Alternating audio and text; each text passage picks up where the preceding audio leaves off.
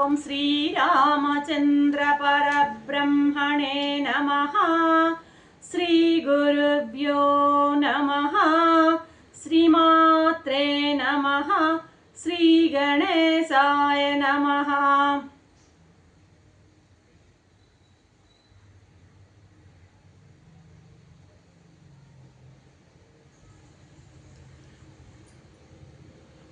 ప్రియాత్మ బంధువులారా, యోగ వాసిష్టం నిర్వాణ ప్రకరణము 573వ భాగం. నిన్న చూడాల ఆత్మోపదేశం చేస్తూ సికిధ్వజనుతో చెప్తుంది, అయ్యా నీ దృష్టిని బట్టే సృష్టి ఉంటుంది, అంతేగాని నిజానికి సృష్టి అనేది జరగలేదు. దీన్నే సృష్టివాదం అని కూడా అంటారని నేను చెప్పడం జరిగింది. ఇప్పుడు మొత్తం ప్రపంచం అంతా కూడా అజ్ఞానం వల్లనే ఏర్పడింది. ఎలా అజ్ఞానం వల్ల ఏర్పడింది? అజ్ఞానం అంటే ఏంది? అవిద్య అంటే ఏంది? కర్మఫలాలు, వాసనలు. కారణ శరీరంలో ఉన్నటువంటి కర్మఫలాలు, వాసనలు. ఆ కర్మఫలాలు పక్కన పెడితే వాసనలు ఉన్నాయి కదా, ఆ వాసనలు వృత్తులుగా మారి ఆ వృత్తులు కర్మగా మారడం వల్ల నీకు ప్రపంచం కనపడుతుంది. అంటే ఆలో మనసు ఎలా పనిచేస్తుంది? వాసనల వలన మనసు పనిచేస్తుంది.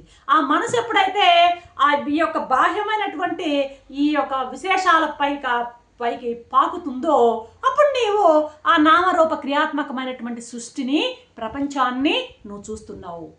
కాబట్టి నీ దృక్కు లోపల ఆ జ్ఞానం అనేది ఏమైందంటే ఆ వాసనల వల్ల మలినమై ఆ వాసనల వల్ల నీకు సృష్టి కనపడుతుంది. ఉంది అన్న దృష్టితో చూస్తే నీకు సృష్టి కనపడుతుంది. ఇది దృక్కే కదా. ఎలా ఉంది అని ఇది కేవలం కనిపించేదంతా దృక్కే, నా జ్ఞానమే కదా. నా జ్ఞానం ప్రసరిస్తేనే ఆ యొక్క ఇక్కడ ప్రమాణం ఉంటేనే ఆ ప్రమేయం కనపడుతుంది. నా జ్ఞానం ప్రసరిస్తేనే అది కనపడుతుంది. కాబట్టి ఈ కనపడే దృశ్యము లోపల ఉన్న దృక్కే కదా, జ్ఞానమే కదా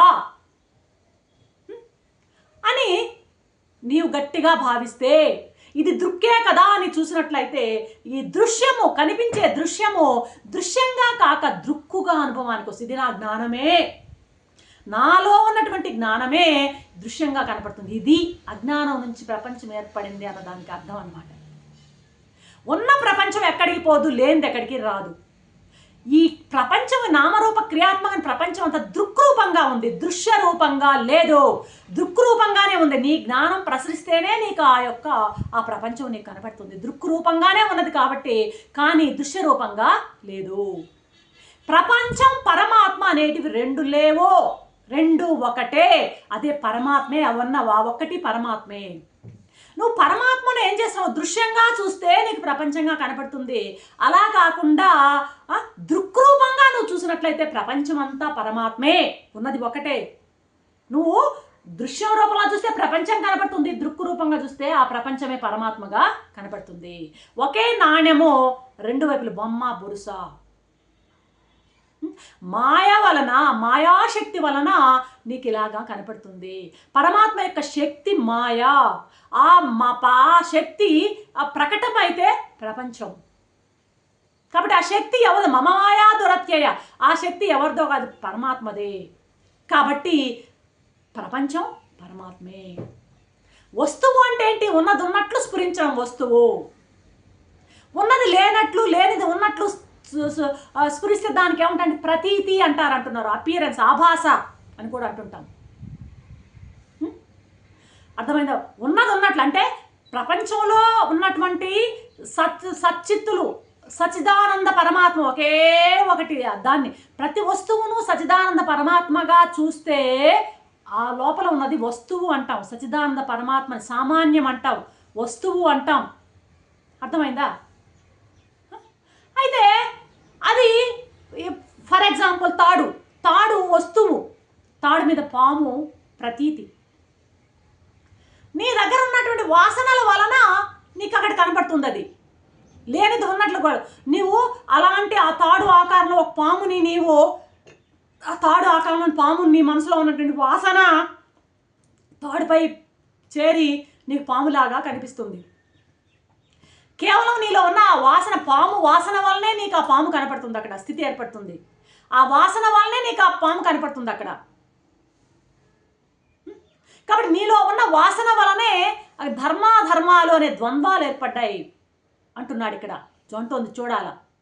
వాసనలు కనుక వదిలేస్తే ధర్మాధర్మాలు ఏమీ చేయలేవు. అర్థమవుతుందా? వాటికి స్థిరత్వం లేదు. ఆ పాము తాలూకు వాసన నీకు ఆ తాడుని పాముగా చూపిస్తోంది. ఆ పాము తాలూకు వాసన నీలో లేకపోతే అక్కడ నిన్నేమి వస్తువుగానే కనపడుతుంది.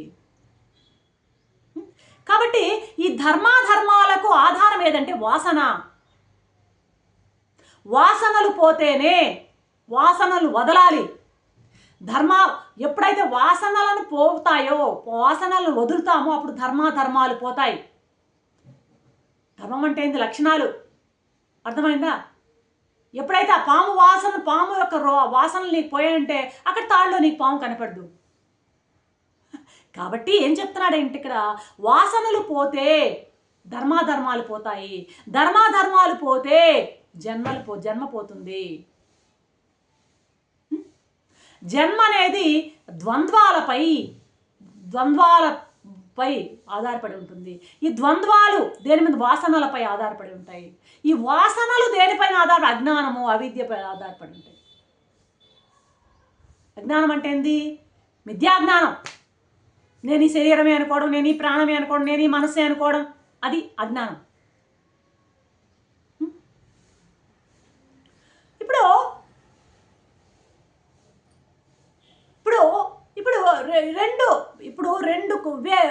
ఇక్కడ వివేకం కావాలి మనకి. ఎలా వస్తుంది వివేకం? ఏవైనా రెండు కలిసి ఉంటే ఆ రెంటిని వేరు చేసి చూసేదే వివేకం. ఆ రెండింటిని వేరు చేసి చూడలేని దుర్దశ అవివేకం. పాము తాడు మీద పాము ఉంది, అరే తాడే కదా అని చూడలేనటువంటిది అవివేకం. అరే తాడే కదా పాము కాదు అని చూస్తే అది వివేకం అన్నమాట. కాబట్టి ఎప్పుడు రెండు వస్తువులు ఉండవు, ఒక వస్తువు ఉంటుంది. రెండు వస్తువులు కలవంట, ఎప్పుడు రెండు ఆభాసలు కలవంట. ఒక వస్తువు, ఒక ఆభాస. ఒక వస్తువు ఉన్న తాడు, దాని మీద పాము. సూర్యరశ్మి, దాని మీద ఏంటి?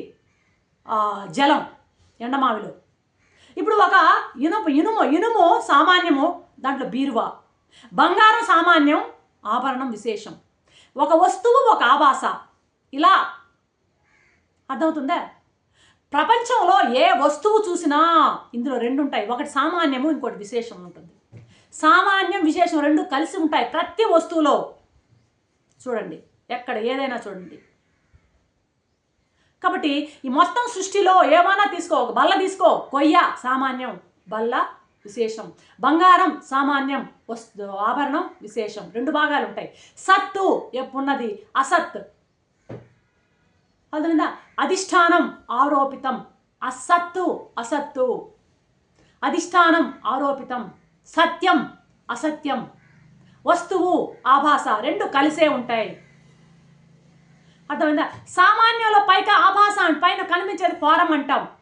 వస్తువు చెక్క, సబ్స్టెన్సు, పైన ఉన్నది రూపం వచ్చి బీరువా, ఏదో కుర్చీనో ఏదో. కాబట్టి ఆ రెండు వేరు లేనట్టుగా ఉంటాయి. కానీ ఆ విడదీయగలిగితే అది వివేకం, విడదీయలేకపోతే అవివేకం అనమాట. అర్థమైందా?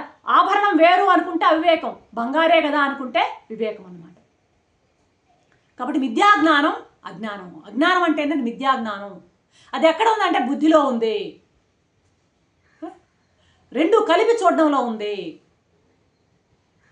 కాబట్టి మొత్తం వ్యవహారం అంతా ఇందులోనే కనపడుతుంటుంది. వస్తువు రూపం రెండు కలుసుకొనే వ్యవహారం సాగిస్తూ ఉంటాయన్నమాట. ఇప్పుడు భార్యాపుత్రులు, ఇళ్ళు వాకిళ్ళు, పెళ్ళాం బిడ్డలు ఏది చూసినా మనం దేంతో వ్యవహరిస్తున్నా దాంట్లో వస్తువును వేరు చేసి ఆభాసను వేరు చేసి చూసేయడం నేర్చుకో అంటుంది. చూడాలి ఇప్పుడు ఆ భార్యా బిడ్డలు, ఇల్లు వాకిళ్ళు అన్నిట్లో ఉన్నటువంటి సచ్చిత్తులే కదా బిడ్డలు, సచ్చిత్తులే కదా ఇల్లు వాకిళ్ళు, సచ్చిత్తులే కదా ఆస్తిపాస్తులు అనేటువంటి ఆ భావన పెట్టుకొని చూడడం అనేది చెయ్యి, అది సాధన అని చెప్తూ ముగిస్తుంది. చూడాలా రేపటి ఎపిసోడ్లో ఏం చెప్తుందో చూద్దాం. అంతవరకు సెలవు. శ్రీరామచంద్ర చరణారవింద